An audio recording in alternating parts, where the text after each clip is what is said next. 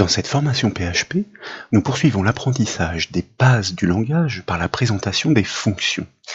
L'intérêt d'une fonction est de réaliser un traitement indépendant selon des données qui lui sont transmises. À l'issue, elle retourne une valeur. Cette valeur peut être le fruit d'un calcul, par exemple. La création d'une fonction est justifiée lorsque le traitement concerné doit être réalisé un grand nombre de fois. Plutôt que de le coder à chaque occasion, il est préférable d'appeler la fonction qui centralise les instructions. Le code général est ainsi mieux structuré et plus clair. Outre les fonctions que nous pouvons créer, tout langage propose déjà une importante bibliothèque de fonctions intégrées. Faut-il encore les connaître? Les unes permettront de réaliser des traitements numériques, tandis que les autres permettront d'effectuer des traitements textuels. Pour découvrir les fonctions, leur construction et leur syntaxe, nous proposons d'améliorer les travaux que nous avions réalisés lors de la formation précédente. Cette dernière avait pour objectif de présenter les traitements récursifs par les boucles. À ce titre, nous réceptionnons la valeur numérique transmise par l'internaute pour fournir sa table de multiplication par traitement itératif. Mais nous n'étions pas en mesure de tester si la donnée saisie était bien un nombre. Nous proposons donc de créer une fonction PHP capable de tester l'information saisie. Comme toujours, les sources sont proposées au téléchargement depuis le site bombache.fr. Après décompression, vous obtenez le fichier de la page web principale nommé index.php accompagné de ses ressources externes dont la feuille de style CSS placée dans le sous-dossier style. Comme nous l'avait appris la formation pour débuter la programmation en PHP, il convient de référencer ce projet dans l'interface d'EasyPHP. Dès lors, ce dernier peut être ouvert en cliquant directement sur son lien. Et nous obtenons bien la page web interprétée par le navigateur. Il s'agit de la petite application que nous avions développée lors de la formation PHP sur les boucles. Et pour preuve, si nous tapons une valeur numérique dans la zone de saisie, par exemple 9, et que nous soumettons le formulaire pour la faire transiter par le serveur, vous constatez d'une part que la donnée est bien réceptionnée côté serveur, et vous constatez d'autre part qu'elle est exploitée par traitement itératif pour créer la table de multiplication du chiffre 5 sans dépasser la borne indiquée par l'internaute. En revanche, si nous tapions une information textuelle et que nous la soumettions là encore au serveur, eh bien vous remarquez que notre code est incapable de se déclencher, ce qui paraît logique. En revanche, et c'est plus grave, aucune indication n'est fournie à l'internaute en retour. Cette indication devrait par exemple l'inciter à corriger sa saisie. Pour consulter le code de la page web principale, nous proposons de l'ouvrir dans un éditeur tel que le Notepad++, par clic droit par exemple.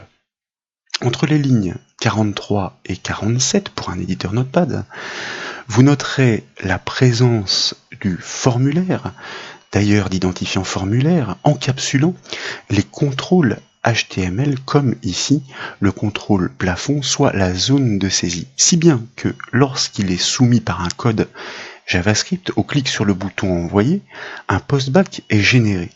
Rappelez-vous, il s'agit d'un aller-retour vers le serveur de manière à transférer les données du formulaire. Ce sont, encore une fois, les notions que nous avons apprises et mises en pratique lors des 3 formations précédentes. À partir de la ligne 71, toujours pour un éditeur Notepad++, vous notez la section de code PHP délimitée par ses balises ouvrantes et fermantes. L'instruction PHP POST permet de tester la valeur transmise depuis le client reconnu par le nom du contrôle HTML. Si le test est concluant, la boucle while, la boucle est enclenchée. Et ici, nous avons conservé justement la boucle while. Nous avions aussi démontré la boucle for. Cette boucle while réalise un traitement itératif tant qu'une condition est remplie. Ce critère est posé sur une variable numérique initialisée juste avant. Tant que sa valeur n'a pas atteint celle transmise par l'internaute, la boucle se poursuit en incrémentant la variable de boucle à chaque passage. Et cette valeur est d'ailleurs utilisée pour chaque ligne du calcul de la multiplication. Enfin, tout en bas de la page HTML figure un dernier code PHP. Il s'agit plus précisément d'un assemblage de code client et de code serveur. Son objectif est de transmettre la donnée dans l'autre sens, du serveur vers le client. Nous la restituons ainsi dans la zone de saisie d'origine. Un postback réinitialise en effet la page web et en ce sens, il vide tous les contrôles du formulaire. Nous avions mis en œuvre cette technique dans la deuxième formation pour présenter les instructions conditionnelles. Une fonction PHP se déclare par le mot-clé function, suivi de son nom et entre parenthèses de ses paramètres. On parle de la signature de la fonction. Ces paramètres sont les données dont elle a besoin pour réaliser le traitement ou le calcul. Quand nous l'appellerons, nous devrons respecter cette signature. Son traitement est borné entre ces accolades, comme pour une boucle ou une instruction conditionnelle. Dans notre cas, notre fonction doit tester si la valeur transmise est bien numérique, celle issue du client. Elle ne requiert donc qu'un seul paramètre, une variable. On parle aussi d'argument. Je vous propose donc de la créer à la suite dans notre code PHP, plus précisément donc dans notre section, en commençant par le mot-clé function et nous choisissons arbitrairement mais explicitement de la nommer testNB. Nous ouvrons la parenthèse pour pouvoir indiquer quelles sont les données, les paramètres nécessaires. Nous allons arbitrairement, là encore, sous forme de variable préfixée donc du $, l'appeler transmis pour, effectivement, la valeur transmise. Et comme nous le disions, les instructions d'une fonction sont délimitées par les accolades. Donc nous ouvrons et fermons les accolades. Nous allons commencer par déclarer les variables nécessaires au traitement, puis nous les commenterons au fur et à mesure, et nous ferons même une petite synthèse à l'issue. Dans la variable val OK, que nous déclarons préfixée comme toujours du symbole $, nous allons tout simplement concaténer l'ensemble des valeurs numériques, des chiffres qui doivent se trouver logiquement dans une information de type numérique, c'est-à-dire un nombre qu'il soit entier ou décimal. Nous ajoutons le point, car pour un nombre réel, effectivement, comme il s'agit d'un système anglo-saxon, eh bien la décimale est reconnue par le point et non la virgule. Nous allons ensuite déclarer des variables booléennes, en commençant par NB, que nous initialisons à true, et puis nous déclarons dans la foulée une variable NB réelle que nous allons initialiser à false. Cela signifie que par défaut, nous considérons que la valeur transmise est bien un nombre, NB vaut true, mais qu'il ne s'agit pas d'un nombre réel. Après les tests, eh bien, il s'agira de basculer ces booléens si d'aventure ils échouaient. Nous allons déclarer de même une variable que nous nommons NBChar et qui, comme son nom l'indique, permettra de connaître le nombre de caractères dans la chaîne transmise pour pouvoir les scruter, les étudier tour à tour. Nous l'initialisons donc à 0. Et pour ce faire, nous aurons besoin de parcourir l'ensemble de ces caractères grâce à une boucle. C'est pourquoi nous déclarons une variable indice qui servira de compteur de boucle. Chacun des caractères devra être passé en revue, donc nous déclarons la variable caractère toujours selon la syntaxe PHP, c'est-à-dire préfixée du symbole $. Dans un premier temps, nous souhaitons réaliser quelques petits essais. La seule chose qui nous intéresse est de pouvoir purger la valeur transmise des potentiels espaces qui pourraient nuire à cette donnée numérique ou encore remplacer la virgule par le point. Et nous allons donc utiliser une fonction existante, cette fois que propose PHP, et qui se nomme strReplace. Elle permet de remplacer une occurrence qui est définie en premier paramètre, entre double cotes car il s'agit d'un texte, la virgule par une autre en deuxième paramètre, le point, toujours entre double cotes, dans une chaîne de caractères en l'occurrence. Cette chaîne de caractères n'est autre que notre variable transmise, c'est-à-dire la valeur que nous allons passer à notre fonction. Mais dans la foulée, nous souhaitons en profiter pour remplacer tant qu'à faire les espaces. Donc nous imbriquons une fonction strReplace en lieu et place de cette chaîne de caractères retaillée. En premier paramètre, nous lui passons cette fois-ci l'espace entre guillemets à remplacer en deuxième paramètre par une chaîne vide, soit de guillemets, où ça, en troisième paramètre, et bien tout simplement dans notre variable transmis que je me permets donc de prélever, de copier et de coller. Nous fermons la parenthèse de la deuxième fonction strReplace et la parenthèse de la première qui l'englobe. Nous n'oublions pas de ponctuer notre syntaxe par le point-virgule en PHP donc. Et puis, une fonction, comme nous le savons, nous l'avions vu en JavaScript, retourne son traitement grâce à l'instruction return suivie de la variable qui a subi ces manipulations, point-virgule comme toujours, pour justement ponctuer la syntaxe. Pour résumer donc, à ce stade, notre fonction se contente simplement de purger les potentiels espaces et de remplacer la potentielle virgule par un point. Chez les anglo-saxons, comme nous l'avons dit, la décimale est en effet matérialisée par le point et non la virgule. Et comme nous l'avons annoncé en préambule de cette formation, nous exploitons donc une fonction existante de PHP, la fonction strReplace. Nous aurions pu la construire nous-mêmes. Elle requiert donc ces trois paramètres qui sont dans l'ordre: l'occurrence à remplacer, l'occurrence de remplacement et la chaîne dans laquelle effectuer ce remplacement. Avec cette imbrication des deux fonctions strReplace, nous remplaçons les deux occurrences à la volée. Cette fonction a la capacité de remplacer l'occurrence autant de fois qu'elle est trouvée. En JavaScript, nous avions dû exploiter les expressions régulières car sa fonction ne remplace que la première des occurrences trouvées. Nous avons donc déclaré la variable val OK qui renferme tous les caractères autorisés dans une donnée numérique, tous les chiffres de 0 à 9 plus le point. Nous devrons comparer chacun de ceux de la valeur transmise pour savoir s'ils se trouvent bien dans cette chaîne.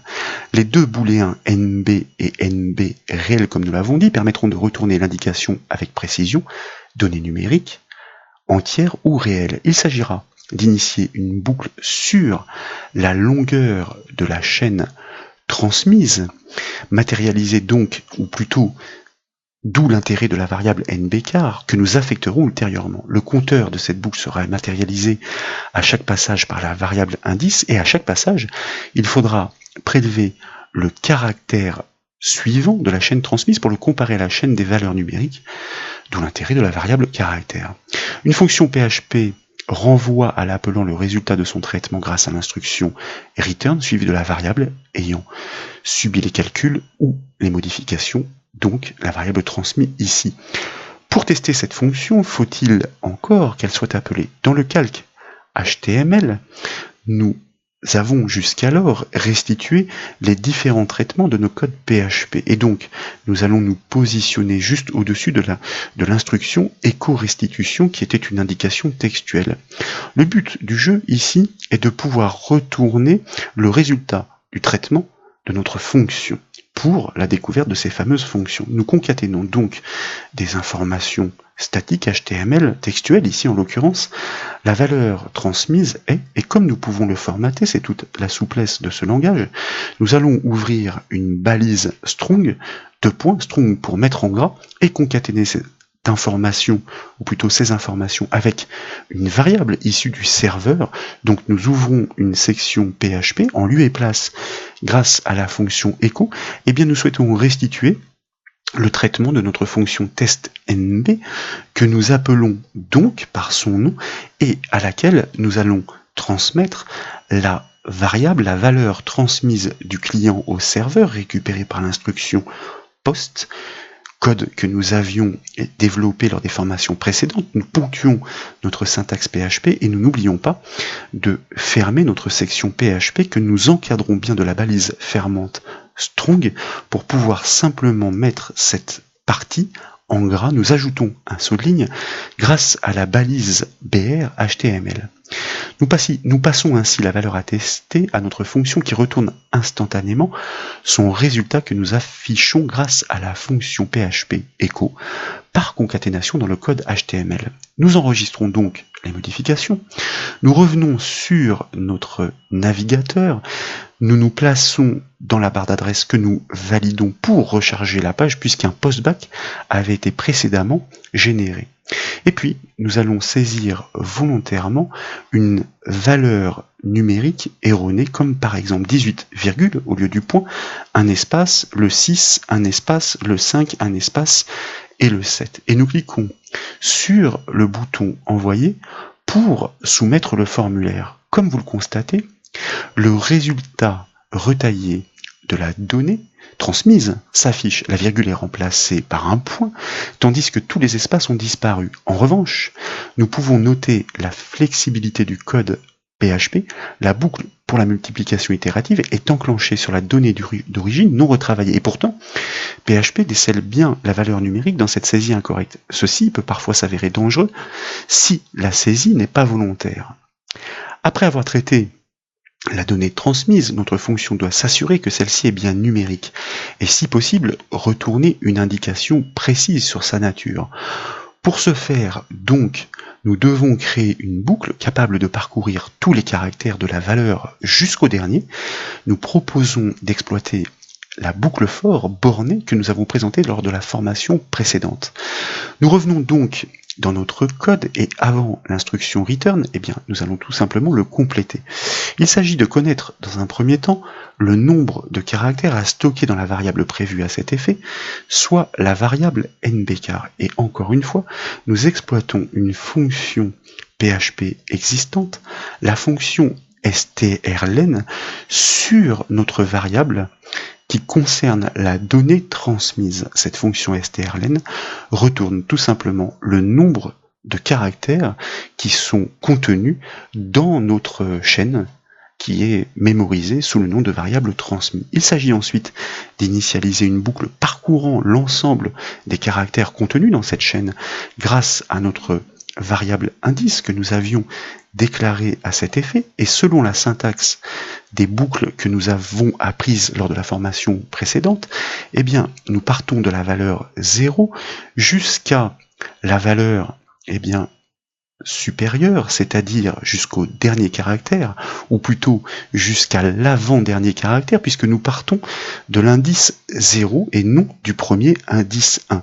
Donc, pour notre variable de boucle indice inférieure à notre variable nbchar qui, je vous le rappelle, stocke le nombre de caractères qui sont contenus dans notre chaîne. Et puis, il s'agit bien sûr, comme toujours, d'incrémenter à chaque passage notre variable de boucle selon la notation ++ comme nous l'avions appris donc.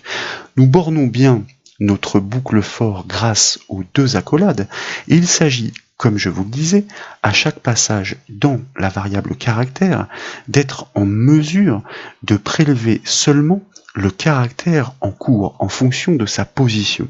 Eh bien, une fois encore, nous allons exploiter une fonction PHP existante substr semblable à celle que nous avions découverte en JavaScript qui permet sur une chaîne, en l'occurrence ici la chaîne transmise qui est reconnue sous le nom de variable transmis, eh bien de prélever à partir de l'indice en cours pour éviter les fautes dans la recopie de mes variables, eh bien je les colle donc à partir de l'indice en cours, 0, puis 1, puis 2, puis 3 jusqu'au dernier.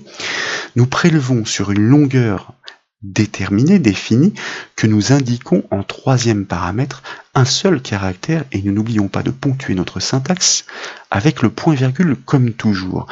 L'objectif consiste à savoir si ce caractère en cours d'étude fait bien partie des valeurs numériques autorisées qui sont toutes concaténées dans la chaîne val_ok. Et c'est pour ça que nous devons, puisqu'il s'agit d'un test, enclencher une instruction conditionnelle if que nous avons apprise elle aussi dans l'une de nos formations PHP.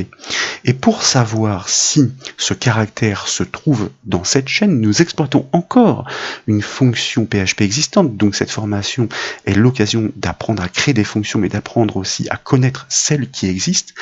strpose qui permet de retourner la position d'une occurrence cherchée dans une chaîne à passer en premier paramètre. Nous recherchons dans la chaîne val_ok le caractère en cours, celui que nous avons prélevé grâce à l'instruction précédente. Et donc, si cette fonction strpose renvoie une valeur numérique, 1, 2, 3, 4, eh bien elle signifie que la position a été trouvée. En revanche, si elle renvoie false, notez la notation, les deux symboles égaux qui se suivent, car en PHP comme en JavaScript, pour vérifier un critère, eh bien, nous ne pouvons pas nous contenter d'un seul symbole égal qui, dans ces langages, sert à l'affectation uniquement. Si le résultat retourné vaut donc false, à ce moment-là, nous allons tout de suite borner notre instruction conditionnelle avec ces accolades. Eh bien, nous savons que le caractère n'ayant pas été trouvé, que vraisemblablement il s'agit d'une lettre. S'il s'agit d'une lettre, eh bien, notre valeur transmise n'est pas un nombre. Nous en profitons donc pour basculer notre variable booléenne qui avait été initialisée à true sur false, et dans la foulée, grâce à l'instruction break que nous avions déjà abordée ensemble, eh bien, nous mettons fin à l'exécution de la boucle, puisqu'il est inutile de la poursuivre dans la mesure où nous savons d'ores et déjà qu'il ne s'agit pas d'un nombre, nous avons déjà la conclusion. Dans le cas contraire, cela signifie else-if, donc en PHP, d'ailleurs comme en JavaScript, que le caractère appartient bien à cette chaîne des caractères autorisés. Mais nous souhaiterions savoir si ce caractère ne serait pas par hasard un point. Le point signifierait que la donnée est un nombre avec décimale, un nombre réel. Donc l'objectif est de savoir si le caractère en cours d'étude, 1 par 1 donc, vaut égal le point à passer entre guillemets, puisqu'il s'agit bien d'une information textuelle. Dans ce cas-là, et ici nous pouvons nous passer des accolades, puisque une seule instruction doit être enclenchée, et bien dans ce cas-là, c'est notre variable nb réel qui avait été initialisée à false, que nous allons basculer à true, pour pouvoir justement indiquer en retour à l'internaute que la donnée transmise est un nombre réel. Pour résumer donc, la fonction PHP strlen retourne le nombre de caractères contenus dans la chaîne qui lui est passé en paramètre. Nous l'exploitons pour initialiser une boucle partant de la valeur 0, soit le tout premier caractère à tester à cette valeur renvoyée, soit le dernier caractère de la chaîne. À chaque passage, nous prélevons le caractère en cours, celui situé à l'indice du compteur de la boucle grâce à la fonction PHP substr. Elle requiert 3 paramètres qui sont dans l'ordre: la chaîne sur laquelle prélever, la position à partir de laquelle prélever et la longueur à extraire. Un seul caractère ici, bien entendu. C'est ensuite la fonction PHP strPose dans une instruction conditionnelle qui est exploitée. Elle retourne la position d'une occurrence cherchée passée en second paramètre dans une chaîne de caractères passée en premier paramètre. Si l'occurrence est trouvée, elle renvoie sa position. Sinon, elle retourne false. Ce critère est donc exploité dans un if. Notez la syntaxe, nous le rappelons, particulière, semblable à celle du JavaScript, la double égalité pour satisfaire un critère d'une condition. Il s'agit donc de doubler le symbole égal. Un seul, je vous rappelle, signifie l'affectation d'une variable. Si elle retourne false, donc nous basculons le booléen nb. En conséquence, il servira à retourner les informations précises. De fait, nous mettons fin à l'exécution de la boucle par l'instruction break, puisque nous possédons déjà les conclusions suffisantes. Dans le cas contraire, else-if, comme nous l'avons dit, nous cherchons la présence du point. Cette information identifierait la valeur numérique comme un nombre réel. C'est pourquoi nous basculons le booléen nb réel à true pour indication future. Précisément, il s'agit de retourner ces riches conclusions à l'envoyeur, mais elles dépendent de l'état des booléens à la fin du traitement. Nous proposons donc de les tester par instruction conditionnelle et de concaténer les conclusions dans une chaîne à retourner. Nous allons donc commencer par passer notre instruction return en commentaire, car nous allons retourner une information plus riche. Et pour concaténer ces données, nous déclarons une nouvelle variable que nous nommons chaîne, et à laquelle nous allons affecter dans un premier temps, tout simplement, pour restituer la même valeur que précédemment, la variable transmise, mais concaténée grâce à un point en PHP à un saut de ligne. C'est tout l'intérêt quand nous restituerons ça dans le flux HTML de pouvoir cumuler l'ensemble de ces langages. En l'occurrence, les balises HTML seront directement interprétées par le navigateur. À cette information, il s'agit d'en ajouter une autre, ou plutôt d'autres, pour savoir s'il s'agit d'un nombre entier, réel, ou encore un texte. Eh bien, cette concaténation s'effectue par le point suivi du symbole égal. Nous l'avions déjà aussi abordé. Nous allons tout simplement ainsi, ici indiquer de combien de caractères est composée cette chaîne. Elle est composée de, par exemple, alors pourquoi pas là encore en gras, donc entre balises strong, mais nous devons rompre le flux statique pour concaténer à une information dynamique issue du PHP, en l'occurrence ici notre variable nbchar, sans oublier son dollar qui identifie notre variable nbchar. Donc, pour retourner le nombre de caractères que nous concaténons, eh bien la suite des indications textuelles, sans oublier l'espace caractère, nous allons placer le S entre parenthèses si d'aventure l'internaute avait saisi seulement un caractère. Nous fermons notre balise strong qui encapsule cette donnée à mettre en gras. Nous ajoutons là encore un saut de ligne grâce à la balise HTML BR. Pour l'instant, nous venons de concaténer dans une même chaîne textuelle eh bien, la valeur transmise, certes retaillée, plus l'information sur son nombre de caractères. Il s'agit maintenant de savoir s'il s'agit d'un nombre réel, entier ou encore d'un texte. Eh bien, nous allons donc effectuer des tests sur nos variables booléennes en commençant par la variable nb. Est-ce que notre variable nb vaut true égale, je vous le rappelle, c'est très important, égale true, à ce moment-là, eh bien nous savons que il s'agit bien d'un nombre. Nous n'oublions pas tout de suite de bien borner notre instruction if, et à l'intérieur, donc, puisque nous savons qu'il s'agit d'un nombre, nous pouvons poursuivre l'énumération des informations à restituer dans notre variable chaîne. Il ne faut pas oublier de concaténer, point égal, sinon nous allons écraser les informations. L'objectif ici, eh bien, s'agit d'indiquer à l'internaute qu'il s'agit bien d'un nombre dans un premier temps. Il s'agit bien d'un nombre. Vous voyez que le traitement de notre fonction est finalement relativement riche. Et puis, dans la foulée, nous souhaiterions lui donner une indication encore plus précise pour savoir s'il s'agit d'un nombre réel ou non.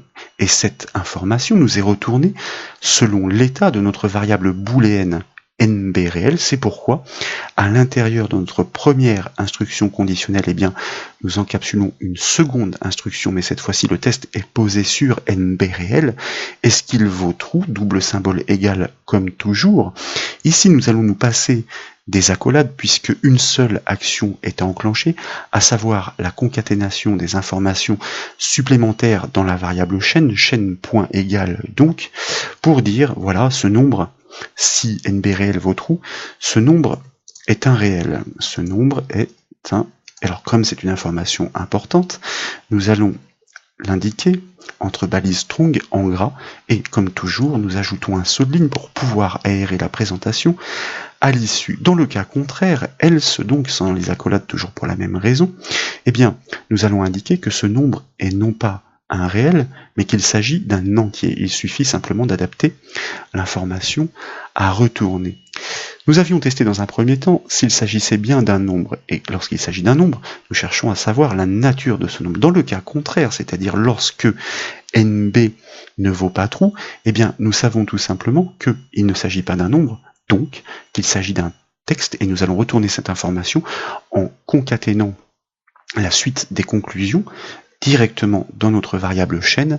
Il s'agit d'un texte d'ailleurs, bon, on va le réécrire, même si j'aurais pu prélever ce qui existe déjà. Il s'agit d'un entre balises strong pour être cohérent, d'un texte donc que nous fermons, et puis nous ajoutons comme toujours un saut de ligne. Il s'agit donc de pouvoir en effet retourner cette information qui désormais est bien concaténée dans notre variable chaîne, toujours par le biais de l'instruction return. Donc à l'issue, effectivement, nous exploitons notre instruction return suivie de notre variable chaîne et nous ponctuons par le point virgule. Pour résumer, car mine de rien, nous avons codé pas mal d'instructions, nous déclarons la variable chaîne qui doit renfermer toutes les conclusions. Nous lui associons le résultat sur la valeur transmise dans un premier temps et sur le test numérique. constater la notation égale, semblable à une incrémentation, donc nous l'avons dit, numérique, mais cette fois pour la concaténation à poursuivre. En l'absence de ce point, la chaîne serait écrasée, ça aussi nous l'avons dit. Selon l'état des booléens, nous concaténons les conclusions sur l'état de la valeur transmise. Je vous propose donc de réaliser un essai, nous enregistrons les modifications, nous revenons sur la fenêtre de notre navigateur, nous validons sa barre d'adresse car nous avions fait un post-back, et dans un premier temps, je vous propose ici de saisir une information qui n'est pas numérique, comme par exemple un texte. L'information est bien reçue, comme vous le remarquez, et la conclusion est tout à fait correcte. Il s'agit d'un texte, y compris sur le nombre de caractères. La boucle, en revanche, se trouve dans l'incapacité de réaliser les multiplications incrémentées. Nous allons maintenant saisir une valeur numérique pour voir ce qu'il en est, et de la même façon, nous la soumettons au serveur. Là encore, la conclusion s'adapte parfaitement. Vous constatez qu'il s'agit bien d'un nombre entier. Effectivement, nous avons tapé 9 tout court. Si nous tapons désormais 9.5, vous voyez que la conclusion s'adapte. Il s'agit bien d'un nombre réel. La donnée est donc bien détectée, notre fonction commence à s'avérer précieuse.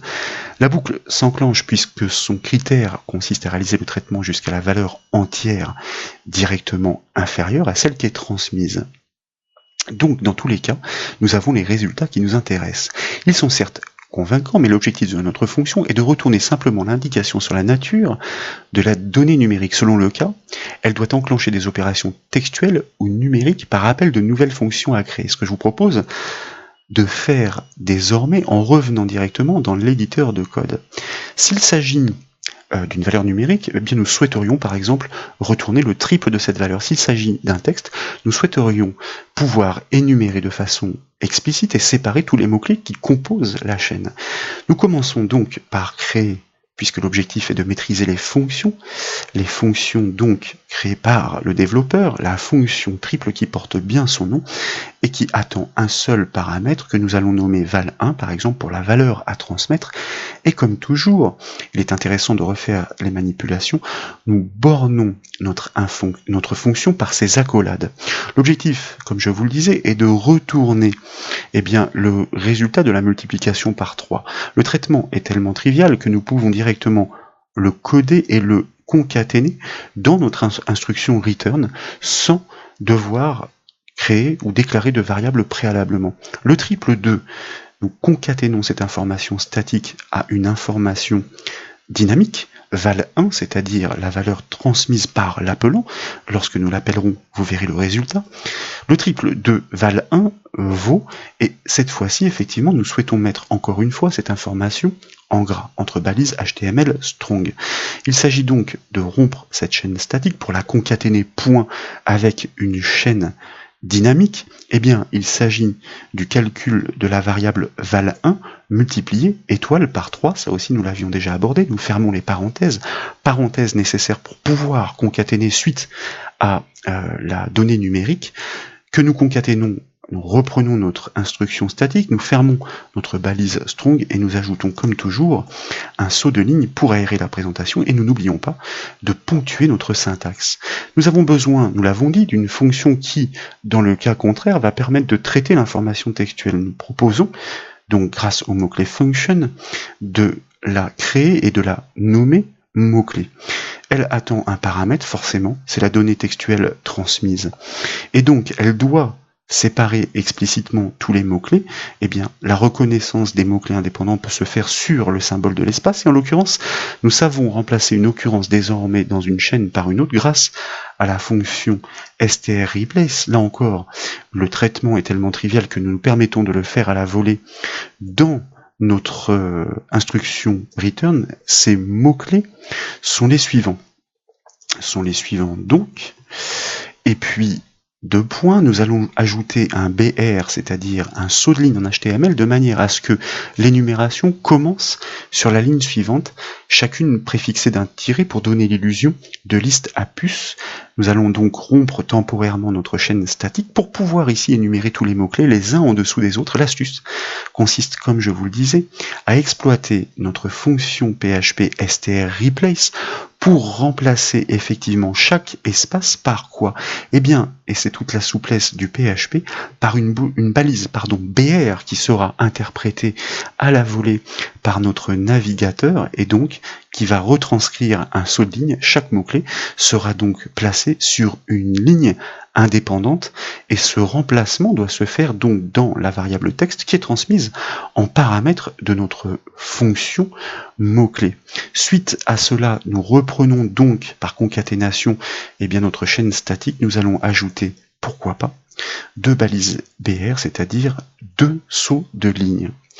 La première de nos fonctions donc demande un seul argument, il s'agit de la valeur numérique approuvée.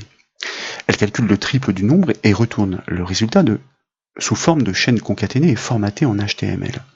La seconde réceptionne le texte et remplace tous les espaces par des balises HTML BR, donc des sauts de ligne, grâce à la fonction PHP, décidément précieuse, vous le verrez à l'avenir, strReplace, afin d'énumérer distinctement l'ensemble des mots-clés composant l'expression.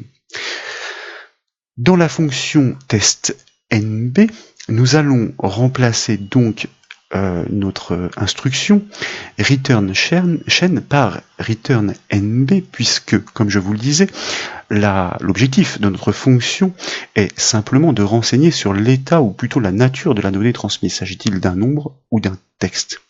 Il faut de fait adapter la section PHP de notre code un petit peu plus loin, ou un peu plus haut, voulais-je dire, dans la mesure où désormais, si nous avons la certitude que la donnée réceptionnée est bien une donnée numérique, donc dans notre section de code PHP qui permettait de réceptionner la valeur transmise par le client au serveur. L'objectif est de n'enclencher le calcul itératif pour la multiplication que si nous savons que cette donnée est numérique. Nous avons, je vous le rappelle, modifier le retour de notre fonction testNB qui jusqu'à maintenant renvoyait l'information concaténée précieuse et précise par NB, c'est-à-dire par vrai ou false, selon le test effectué sur chacun des caractères de notre chaîne. Le test ici consiste donc, grâce à une instruction conditionnelle, à savoir si la valeur retournée par notre fonction testNB à laquelle nous allons tout simplement passer la valeur transmise par le client stockée sous la variable le plafond est différente de false, comme en JavaScript, différent s'énonce par un point d'exclamation suivi du symbole égal. Est-ce que ce résultat retourné par la variable NB de notre fonction testNB est bien différente de false ou est égale à true aussi par exemple? Et entre accolades, nous allons encapsuler donc tout simplement notre traitement itératif. C'est seulement dans ce cas-là que nous prendrons soin effectivement de réaliser la multiplication à chaque passage dans la boucle, puisque dans le cas contraire, bien entendu, s'il s'agit d'un texte, il n'y a pas de calcul à réaliser.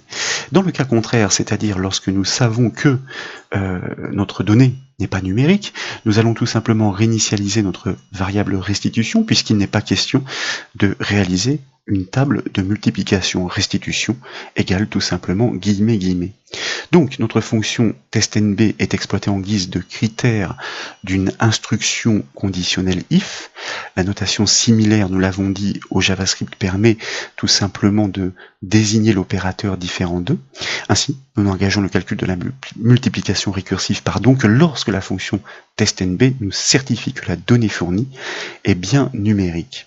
Nous allons adapter de même le code de notre section HTML, puisque tout à l'heure nous avions exploité notre fonction testNB sur notre variable le plafond pour retourner toutes ces informations très précises sur la nature du nombre. Et en l'occurrence, désormais, elle ne retourne plus que vrai ou faux.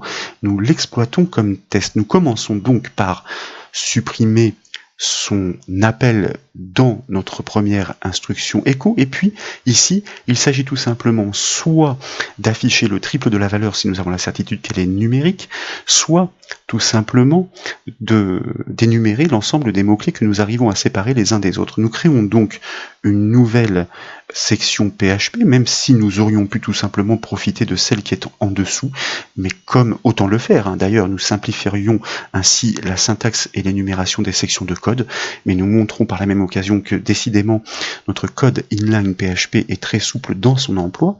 Et l'objectif donc est de commencer par reposer exactement le même test, et d'ailleurs pour ne pas m'embêter, je vais directement aller copier et coller l'instruction que nous avons codée précédemment.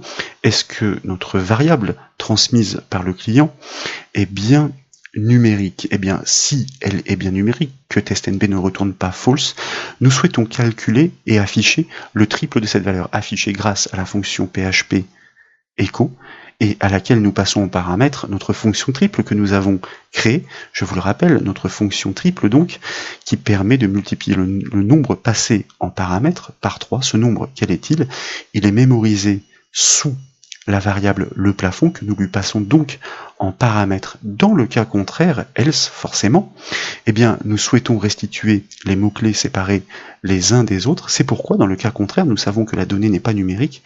Nous appelons cette fois-ci notre autre fonction mot-clé, celle que nous avons nommée mot-clé, qui a besoin elle aussi d'un seul paramètre. Ce paramètre est toujours la même variable, sauf que dans ce cas, sa nature n'est plus la même. Il s'agit, et nous l'avons démontré, d'un texte. Donc, nous allons enregistrer les modifications pour tester ce code, retourner sur notre navigateur, recharger la page en validant sa barre d'adresse, et dans un premier temps, je vous propose de taper une valeur numérique, comme par exemple 18, et de cliquer sur le bouton envoyer. Et comme vous le remarquez, le calcul itératif est enclenché, mais pas seulement. Il s'agit bien d'un nombre qui a été décelé. Donc notre nouvelle fonction est bien appelée, elle retourne bien le triple de la valeur calculée donc dans la foulée. Nous allons taper cette fois-ci un texte contenant plusieurs mots-clés, donc plusieurs mots-clés comme ceci, littéralement, et nous cliquons de nouveau sur le bouton envoyer. Cette fois-ci, vous remarquez que le calcul itératif est neutralisé grâce au test sur la fonction testNB. C'est l'autre fonction qui est enclenchée, la fonction mots-clés, et vous remarquez que grâce à la fonction php-str-replace, nous avons effectivement séparé chacun des mots-clés que nous avions pourtant tapés les uns à la suite des autres, grâce au remplacement de l'espace par un saut de ligne. D'ailleurs, ici, il conviendrait d'ajouter un espace, vous voyez, entre chaque tiré, mais bon, ce n'est pas bien grave. Comme nous le disions au préambule de cette formation, PHP, nous l'avons vu, propose de très nombreuses fonctions, mais faut-il encore les connaître? Vous allez voir, cette découverte est assez intéressante, car PHP propose la fonction isNumérique. Je vous propose donc de remplacer les appels de nos fonctions testNB, donc qui intervient deux fois, par la fonction PHP isNumérique, qui, comme son nom l'indique, permet de savoir si le paramètre, la valeur qui lui est passée en paramètre, est tout simplement un nombre, une donnée numérique ou non. Alors, nous remplaçons la première et puis la seconde, nous enregistrons les modifications, nous revenons sur notre navigateur, nous validons sa barre d'adresse, nous tapons effectivement des mots-clés, c'est-à-dire une donnée qui n'est pas numérique, nous soumettons ces données au formulaire et constatez qu'effectivement, le résultat est le même. Si désormais nous tapons une valeur numérique, comme par exemple 5, et que nous cliquons sur envoyer, vous remarquez que notre fonction isNumérique a bien été testée, qu'elle retourne vrai ou faux selon le cas, et que dans le cas d'une donnée numérique, elle enclenche les calculs sur cette valeur entière, ici en l'occurrence. Dans les deux cas, le résultat est donc le même. Nous aurions donc pu nous passer de créer la fonction testNB, mais elle nous a permis de comprendre la construction et l'intérêt d'une fonction. De plus, elle est plus précise que la fonction isNumérique dans la mesure où elle est capable de fournir des renseignements sur la nature de la donnée, nombre entier, réel ou texte. À l'avenir, nous multiplierons l'emploi de ces fonctions pour optimiser nos codes PHP. Quoi qu'il en soit, j'espère que ces démonstrations vous ont plu. Si c'est le cas, comme toujours, je compte sur vous pour mettre un petit j'aime à la vidéo, et comme vous le savez, vous pouvez retrouver toutes les autres formations sur le site bombache.fr. Je vous remercie.